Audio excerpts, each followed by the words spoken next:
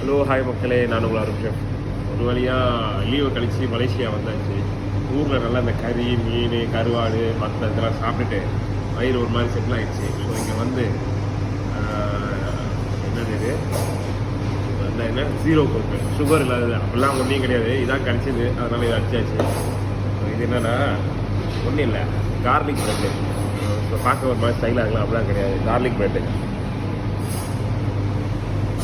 நல்லா மேலே அந்த வெண்ணையை தடவை மேலே கார்லிக் ப்ரெட்டு, அவ்வளோதான், வேறு ஒன்றும் இல்லை. அடுத்த சாப்பாடு சொல்லிடுவோம், அது வரும்.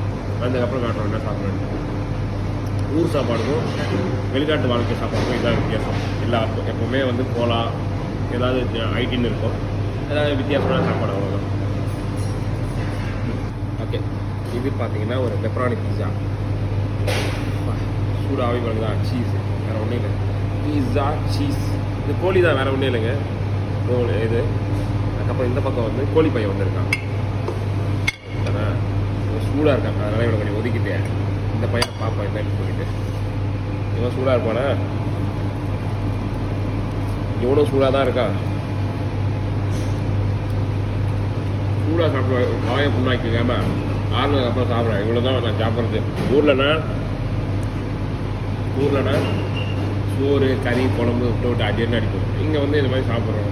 கடையில் இருந்தால் வேறு என்ன, பரோட்டா, மேகி சாப்பிடுவோம். சூடாக இருக்குது, சூடாக சாப்பிட்டா நல்லா தான் இருக்குது. சாப்பிட்டு முடிச்சுட்டு கிளம்புறோம். பாருங்க.